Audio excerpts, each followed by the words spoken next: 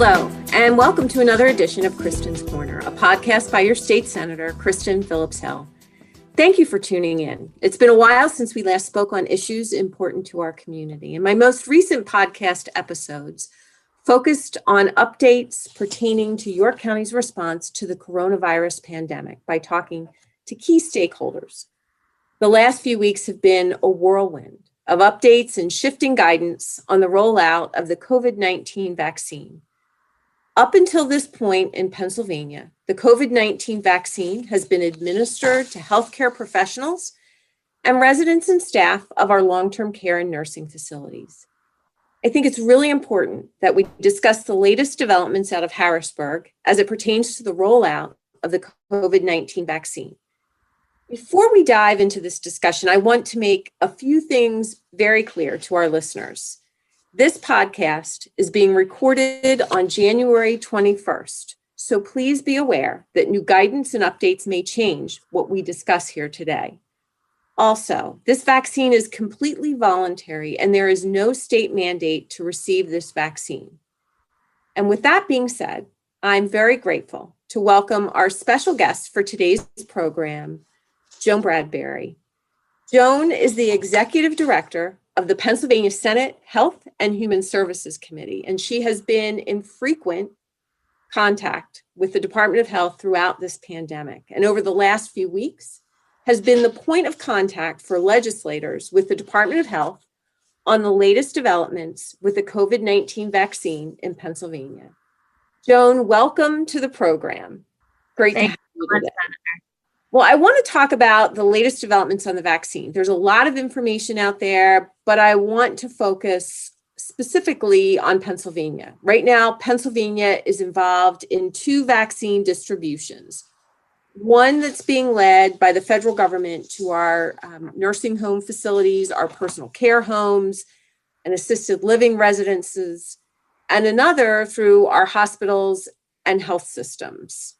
And I mentioned earlier that the vaccine has been largely administered to healthcare workers and residents of nursing homes and other long-term care facilities. So the state laid out a plan in phases as to who is eligible for the vaccine. So this week they updated those phases. So Joan, can you walk us through those changes in the phases and where we currently stand? Absolutely. So thank you so much for having me, Senator. And I think starting with something that you just mentioned related to kind of what the state likes to refer to as two missions. So we have the vaccine, to your point, that is coming in through the federal pharmacy partnership with CVS and Walgreens from the federal government to our nursing homes, personal care, and assisted living facilities, the latter of which just started this week.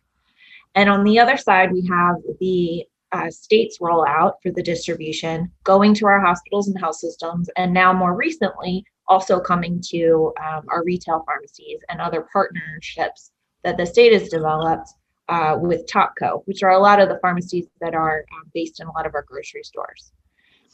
So between those two missions, we get vaccine for those purposes. So the feds send the vaccine for those long-term care facilities that we mentioned, and the manufacturers directly distribute the vaccine that comes to our hospitals and health systems. So when we talk about the phases and the phase distribution of the vaccine, Pennsylvania is a little unique in that we decided, or our state government decided, to follow the federal guidelines. And so the federal guidelines have recommended this phased approach to rolling out the vaccine, particularly the Centers for Disease Control, to make sure that we are targeting populations with the highest possible risk of severe reaction to the virus, basically those that are pretty much most eligible to unfortunately die because of the virus. So given that phased approach, Pennsylvania has been working for almost 2 months now to roll out the vaccine across the state. So phase one historically included just our healthcare workers. So you may recall that probably the last time you had a podcast, you still had 3 phases. Or you may have been talking about there being, phase 1, 2, and 3. of kind of who's going to be getting vaccine when. So based off these federal recommendations, our state administration has decided to follow them and shift some of those populations. So earlier this week, and I'll get into this a little bit more, but we received guidance from the federal government to include 65 and older, as well as individuals 16 to 64 with pre-existing medical conditions into phase 1A. So previously, the 65 and older population was to be vaccinated in phase 1C. The really important thing to mention about that kind of leapfrogging a little bit that we have going on with the phases is that phase 1B included some really important essential non-medical workers. So phase 1A historically was really focused on our healthcare workers, those frontline workers in hospitals and health systems, in the community, making sure that they all got vaccinated, including EMS. And then 1B really including our law enforcement, as well as firefighters, some of our key manufacturing, and most importantly, I think part of a lot of the frustration you're hearing from your district related to school districts and teachers. So if we're recommending that teachers go back to in-person instruction, but we're not really preparing them by getting them vaccinated first. And I know that's a concern statewide that we've been hearing a lot. Well, and I think that certainly that is a big concern. But the biggest change seemed to be moving those individuals who were age 65 and over into phase 1A. And I'm sure as people are listening, they're going, phase 1, 2, 3, phase 1, 1A, 1B. It can get kind of confusing. Has there been any indication given on when people now included in phase 1A can expect to sign up for their vaccine and where they can receive this vaccine? A lot of the calls we're receiving is, how do I even go about doing this? Mm-hmm. So one of the things I think that's really important to mention first and foremost is that our state in this phase distribution, again, following the federal recommendations, has chosen to really rely on our hospitals and health systems to get vaccine out to phase 1A. You know, one of the things that our caucus has really been working hard to get out there is allowing pharmacies, particularly local pharmacies, to assist in this rollout. So 1A, prior to the changes this week of now including the 65 plus and the 16 to 64 with medical conditions, was already a population of about 1 million Pennsylvanians. So after this shift, we now have about 3.5 million Pennsylvanians that are going to be in this phase 1A category. So this question of, okay, now I'm eligible, but where do I get it and how do I sign up is really challenging, because what did not come with this news this week was the promise of more vaccine. And at this point, the state continues to receive a distribution from the manufacturers. On a weekly basis, they're notified of basically how much they're going to get, and a distribution really is announced the week of where that vaccine is going to be going. And as that process occurs, you know, we have so many people now. And to your point, Senator, it's a good problem to that extent. We want people to get vaccinated, and we want to make sure that we can try to fight the pandemic from what we call a herd immunity perspective of the more people that are vaccinated, the less likely that the vaccine can, or that the virus can spread. So throughout that process, the state has been a little reluctant to give a lot of information to our constituents. And I think that's what's caused a lot of frustration. So just announced earlier this week, the Department of Health, and we can provide these links to your constituents, but the Department of Health has put together an interactive map on their website. And that map includes all of the various healthcare providers that are enrolled to administer vaccine throughout the state. So you can search by a particular provider if you are a patient of a particular health system. You can search by now a pharmacy and see if your local pharmacy is enrolled. And then you can also look by your county or search by your address. And really, that website is truly the number one way for our constituents to find out how to get their vaccine. There is a new quiz that the department put up there this week for folks to try to figure out if they're eligible yet or not. That's something that we have a little bit of a struggle with, right? So there's this moral idea of, well, it's available, we want to make sure we get it out there. But then there's the public health concerns of, well, there's some populations that are really at risk. We want to make sure that they get vaccine. So that sub-prioritization is what the department calls it, is really challenging. And when we look at that at a local level, I think that's part of what has, delayed some of our rollout as a state. Well, and you began to talk about our teachers, our education professionals, children being in school.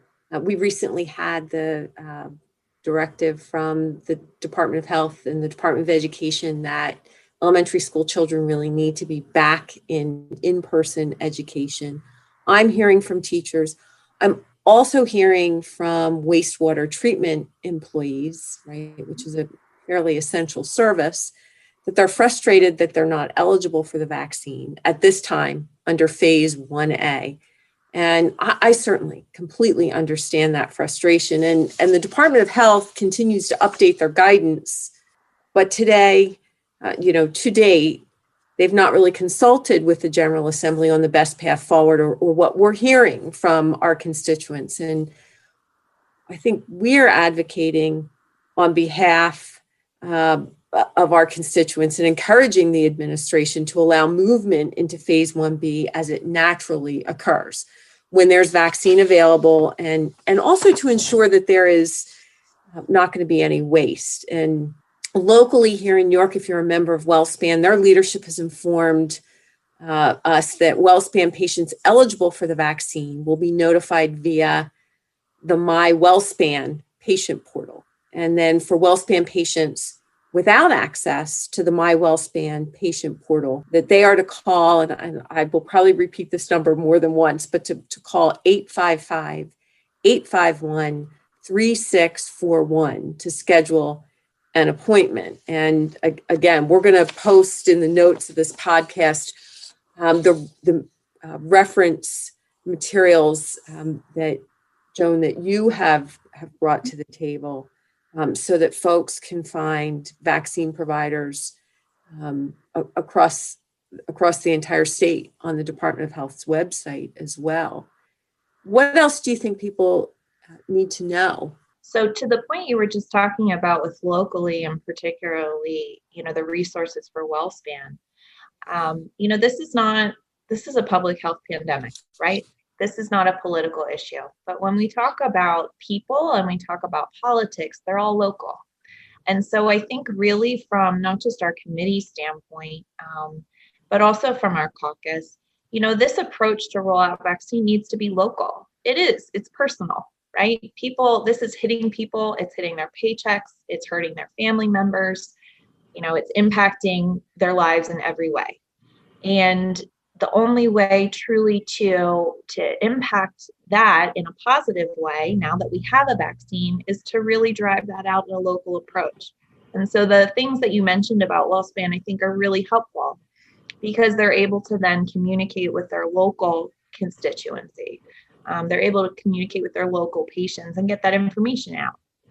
We're really hopeful, and we have really been pushing this administration to share more information. That's when people get scared and confused and call us, right? Is when they don't have enough information to make choices for themselves or their families. So there's a couple things specific to the vaccine, though, that I want to mention, and some questions that I know have come across my desk a lot. One is having to do with cost. So the vaccine is free. The federal government has partnered with the manufacturers of the vaccines that are currently available through Pfizer and Moderna to pay for them. So the only thing to keep in mind about that is that certainly if you get the vaccine administered from, your pharmacy or your doctor, whoever's administering the vaccine can certainly charge like an admin fee, so to speak. So sometimes when you go to get your flu shot, depending on where you go, you might pay a few dollars for that, which covers the cost of really the supplies and the staffing. But through these recommendations to the federal government, they have also said that, nobody can be turned away if they can't afford, an admin fee that's been placed on by the vaccine provider. So that's something really important to mention. I think also important, especially because we all hear about all these other states, and we have so many of our Pennsylvanians that are looking at other states to figure out how they can get a vaccine faster, maybe from that state versus here. And while that's certainly a concern, I think on many levels in terms of the way that the vaccine is being distributed and making sure that there's enough for other states as well, the most important thing to take away from that is that we do not have what some other states have, which is like a statewide scheduling or registry for vaccine. The way to find out how to get a vaccine and to schedule an appointment is by using that map that I mentioned on the Department of Health website, looking at, and you will see these little colored pegs on there for, the Rite Aid retail pharmacies, as well as the local pharmacies, as well as the hospitals, health systems, and other providers that have signed up to administer vaccine.